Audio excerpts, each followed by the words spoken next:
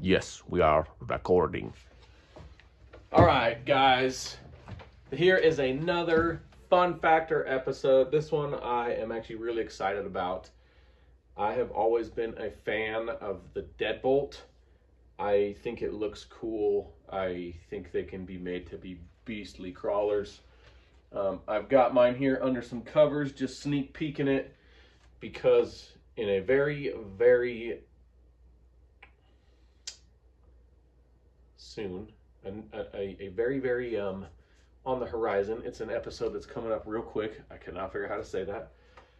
We're going to be talking about this. I've done quite a lot, and the whole purpose is to show you what you can do with this for free or for very cheap and very easy, very, very easy, because a lot of times you get a bunch of upgrades and all these cool things, and they're kind of complex to do, especially if you're new to the hobby. So they're very, very easy to do. I kind of have a lot of them covered. One of these is a little teaser right here.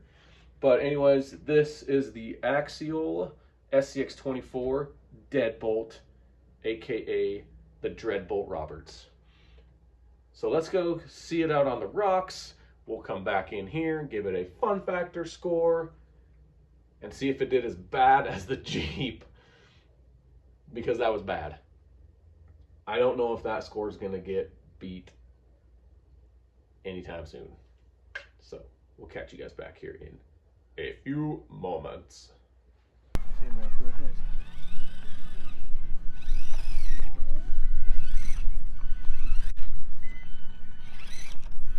Turn towards me. Turn towards me. There you go. Keep going. Back up. Yep. Turn. Yeah, there you go. Good driving. Back up. Turn the wheel the other way. Turn the wheel to, nope, turn the wheel to the right. This way? Yeah. Now turn towards me. There you go. Now come up here.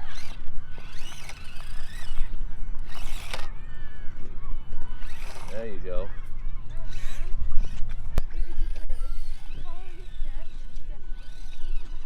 Dad, can I follow right behind you?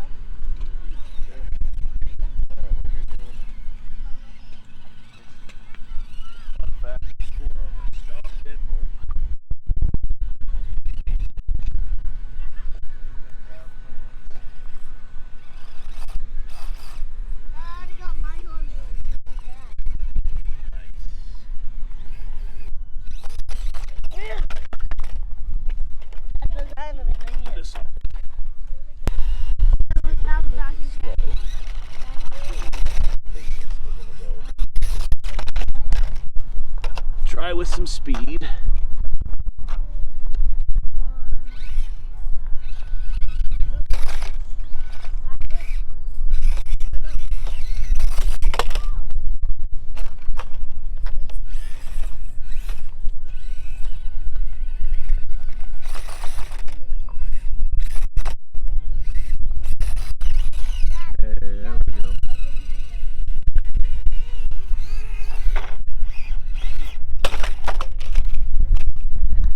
Being really lightweight is an advantage and a disadvantage. It's an easier route right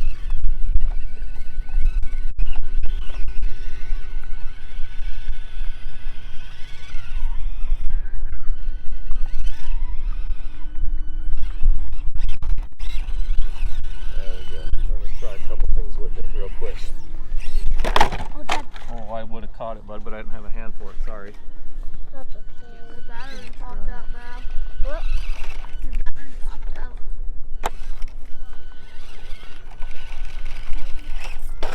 It's just too lightweight for that.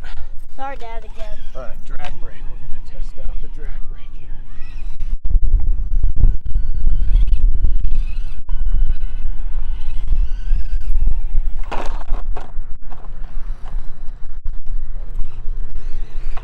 Super good drag brake on this thing.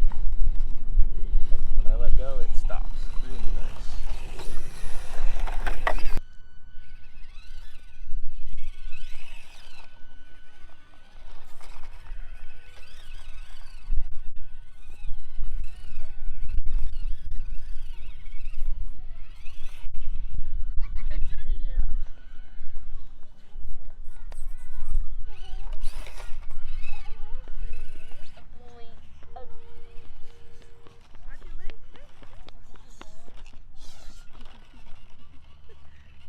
No, it's okay. Nice. Turn towards this way. Yep. Keep coming to the camera. Yep. Turn. Come straight at the camera a little bit. Okay, so come straight at the camera down like this right there, okay? There you go. There you go. Nice and slow right there. Straight, nice and slow. Nice and slow. Turn it the other way and punch it. Oh, good try. Good try. One more try right there. Yep, go right up there. Back up though, bud. Good try. All right, we're going to try this now. So you're going to come right straight through there, okay? But come over here. There you go. There you go. Yep. Turn left. Nice. There you go. A few moments later. Welcome back in, everybody. We got the Deadbolt Roberts here, aka the SCX24 Deadbolt. I love this thing. I'm absolutely in love with this thing. This is my first axial. Now you might be looking at Demigod or being like, that's an axial. No, it's not. It is an SCX24 platform, but there is zero about this that is axial, and I did not realize how heavy this sucker was. Oh my goodness, I forgot how heavy that was. I love this thing. This thing is so sick. It is going to be getting new tires. I'm going smaller tires on it. But this episode ain't about Demigod. It is about the Deadbolt Roberts. And its fun factor score. So, it does have my least favorite shocks on the planet. But as I proved with this guy, just another sneak peek at a project I'm working on. Don't look at the fancy new wheels because you'll be getting this episode of the build, the Go Power Wagon Part 2 build series. As this thing proved, the little friction shocks are not terrible when it comes to performance. Now, I did upgrade this after the Part 1 of that build. So if you want, you can go check that out. I'll put that down in the description. I'll also put the Demigod video down in the description as there's a few of them. But let's get back to the Deadbolt. So the Deadbolt coming in at quality, it's got the newer electronics. I don't know if they're better. I don't mind this remote actually. And yes, I will take remote to my grave. A remote has a transmitter inside it. So a transmitter is part of a remote, just as a receiver is part of a car or an RC truck. There it is, folks. I like this. It fits really nice in my hand. It's comfortable. It does have half a dial, so it's got a couple dials, so it is a massive upgrade compared to this. No complaints with this. I don't know genuinely the longevity of how this thing's gonna last, but I'm just gonna run it until it doesn't work anymore. So yeah, quality for me is gonna be the same as the JLU at a 2.5 because it's got the same motor, the same servo, the same shocks. Yeah, value for me, I gave it a 3.5 at $99.99, so this is $100, which in my opinion for what you get is still too high. I think $75, and I'd be extremely stoked out the door for this or the new base camp. And if you're lucky, you can catch the old Bronco on sale for 99 bucks, but whatever. So value is a 3.5. So already we've got a little bit of a lead. Performance, it did about exactly the same. Now the weight on this is a little more forward than this because on the Deadbolt the skid is about right there, so the weight is already a little more forward, so it probably performed a teensy bit better, but not enough for me to give it a better score on performance than the JLU. So at performance, it's rocking a 2.5. Looks, now remember I judged looks based on if it looks like the real car. I gave this one a 2.8. I do love the way it looks. I think the driver inside is a nice detail.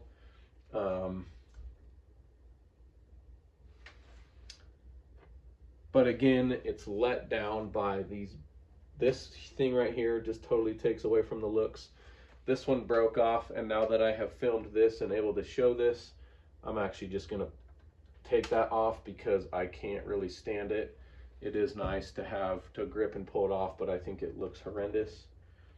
Again, the front bumper looks dreadful on this, and it's got the stickers for hinges, the stickers for door handles. It just could be so much better. And again, the aftermarket's running at a 5 because SCX24s have the best aftermarket there is. Just make sure to have your tires be the appropriate size. I'll put that video in the description as well. So we're rocking a quality 2.5, a value 3.5, a performance 2.5, the looks 2.8, and the aftermarket 5 for a total score of, you guys do your math, SCX24 Deadbolt. It is rocking a 16.3.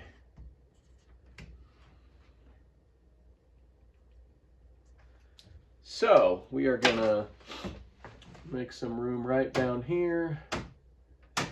I'm just gonna be honest. Let's just do that because nothing's gonna be lower than those. Yeah. There you have it. Another fun factor score. Again, if you would like to sponsor this, I will talk about you every episode. Yeah. Get in touch with me and we can talk about the details if you want to sponsor the Fun Factor board. Thanks for tuning in, guys. Go ahead and subscribe to the channel and be prepared for what is to come. So the next video is going to be a budget battle royale. Yep, we're going to be doing a budget battle royale. That challenge video will have already been extended. Sorry, I was rudely interrupted by my alarm because that's more important than me filming. Freaking pisses me off. Anyways, the budget battle royale. That's why this thing is all cloaked up, because it's already done and ready for the budget battle royale, where I'm going to be talking about the mods that I've done to it and the cool little, just everything I've done to it. You're going to want to see it because it's super easy. Everybody can do it. It's extremely affordable. And I haven't actually driven it yet since it was stock, but from what I can tell and how it feels, it's going to be awesome. It's going to be a slayer for how much money is into it. So the battle with that is it's a $200 budget, including the price of the car. So this one being $99.99, I've got $100 left for either points or upgrades. So stay tuned for that. That's going to be, I'll talk about the build next time. I don't have a schedule of when we're actually going to compete because the weather's been bipolar in Utah, and Sam at Crawler Tracks lives an hour north of here, so I got to work out the logistics with him because he's going to come down here and we're going to drive on my home course, and then we're going to go up there and drive on his home course, and then we got a bonus course. You're going to want to see this. It's going to be awesome. It is going to be the first of many.